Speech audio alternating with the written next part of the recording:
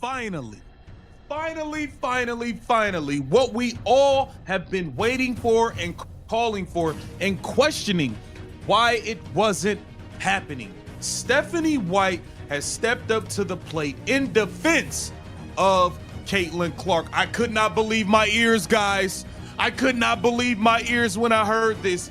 Stephanie White actually being bold enough to stand on business and protect Caitlin Clark. Stephanie White just said what everyone in the WNBA has been too scared to whisper. And when I heard it, I literally had to rewind the clip 3 times because I couldn't believe a coach was actually being this bold. What's up, everyone? Welcome back to the channel. If you're new here, smash that subscribe button because we're diving into the biggest story in women's basketball right now. And trust me, this one's got layers. Today, we're breaking down how Indiana Fever head coach Stephanie White just called out the entire WNBA system while defending Caitlin Clark. And she did it in the most savage yet professional way possible. This is the kind of truth bomb that changes conversations. Let's get into it. So here's what happened. Stephanie White sat down for an interview, and what she said is making waves across the entire league right now.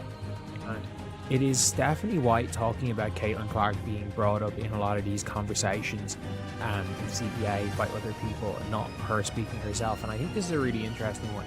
And it's clear from this answer, I've already listened to this, it's very clear from this answer that Stephanie White clearly and Caitlin Clark, there's clearly a level of person, like they clearly really like each other as people.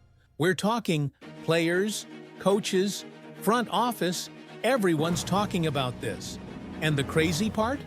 She didn't yell, she didn't rant, she just calmly dropped one of the most devastating truth bombs I've ever heard in professional sports. Her exact words were, and then Caitlin Clark kind of getting brought into that, Caitlin Clark responding to it. What has been your overall assessment of that dialogue and as it relates to your star player? Yeah, I mean, I hate it all for Caitlin. I feel like, she's a 23-year-old kid who loves to play this game, who is a pawn in a lot of other people's games and a lot of other people's narratives, and I hate that for her. We're coming into a time in the WNBA where we're kind of part of the growing pains of becoming quote unquote mainstream professional sport is some of this stuff. Saying what it is, these people are using Caitlin Clark, they're disrespecting. Now, if you've been following the WNBA this season, you know exactly what she's talking about. Caitlin Clark's name has been at the center of literally every controversy.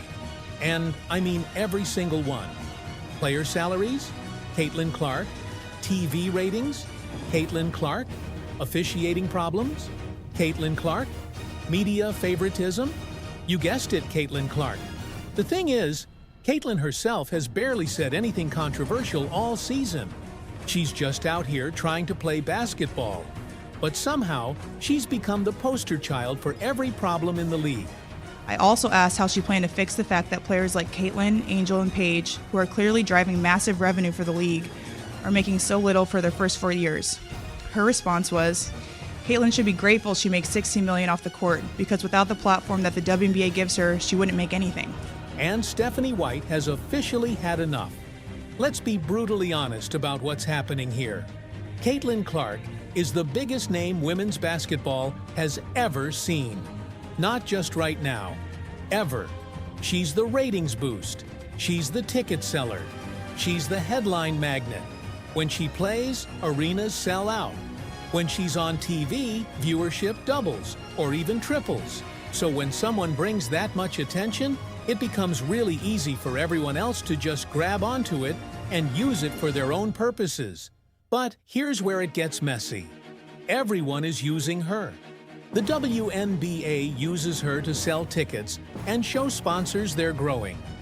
The media uses her name for clicks and views. The players use her as leverage in contract negotiations. Even the fans use her as ammunition whenever they want to criticize the league. And through all of this, Caitlyn's just trying to play basketball. Think about it. Every time a player criticizes the league, Caitlyn's name gets thrown into the mix.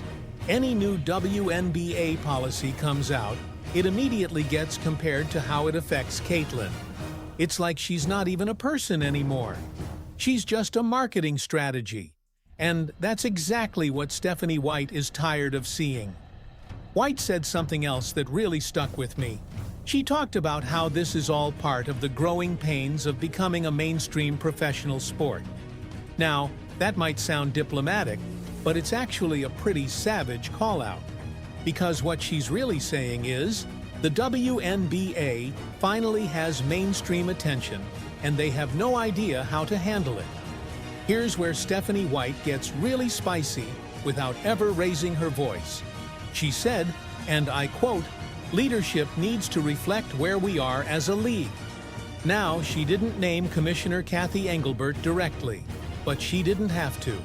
Everyone knew exactly who she was talking about. Let me paint you a picture of what's been happening. For months now, Engelbert has been in the hot seat.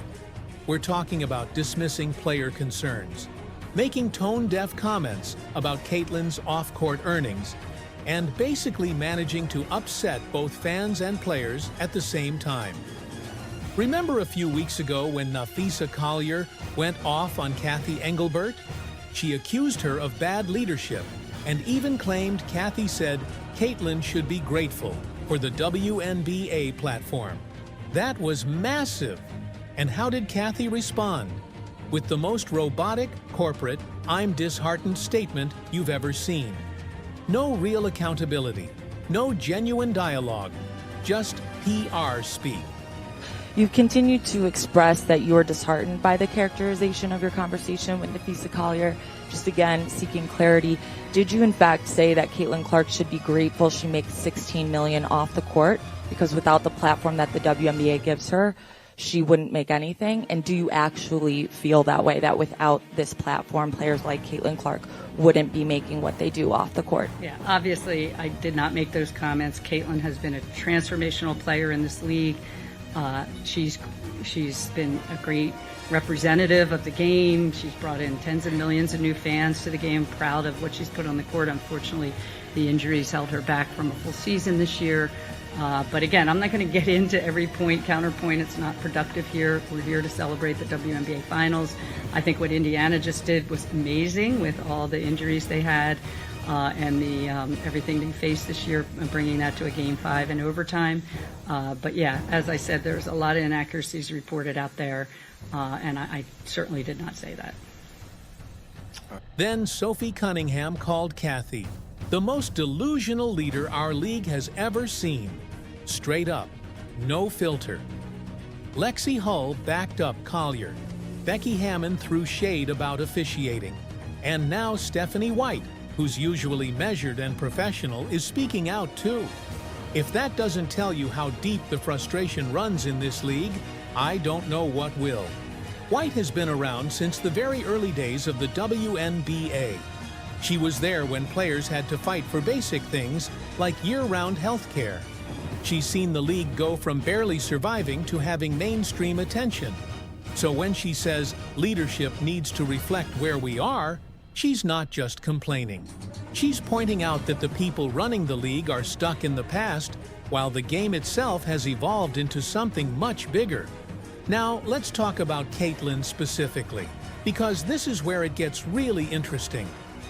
Throughout all of this drama, all the controversies, all the debates, Caitlyn has barely said anything. When reporters asked her about Collier's comments, you know what she said?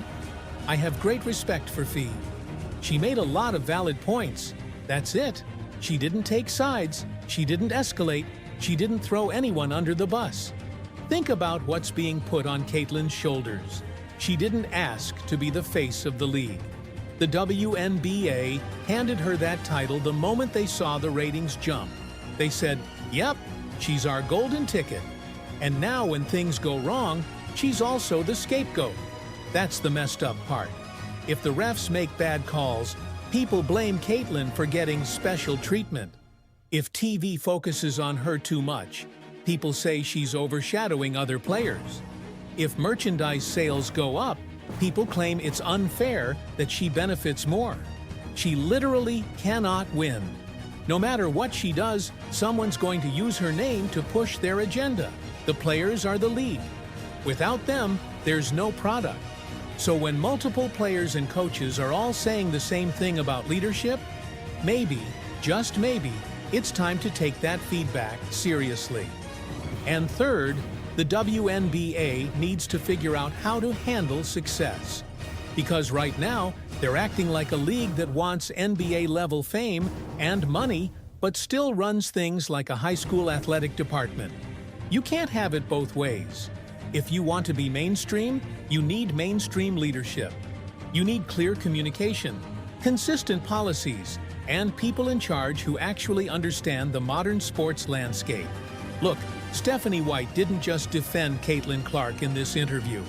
She defended the entire future of the WNBA. Because if the league keeps treating its biggest star like a pawn instead of a person, it's not just Caitlin who will walk away. It'll be the fans too. And that's something the WNBA can't afford right now. What do you think? Is Stephanie White right about the WNBA's leadership? Is Caitlin Clark being used unfairly? Drop your thoughts in the comments below. If you enjoyed this breakdown, hit that like button and subscribe for more WNBA content. And check out the video I'm recommending next, where we dive even deeper into the commissioner controversy. Thanks for watching, and I'll see you in the next one.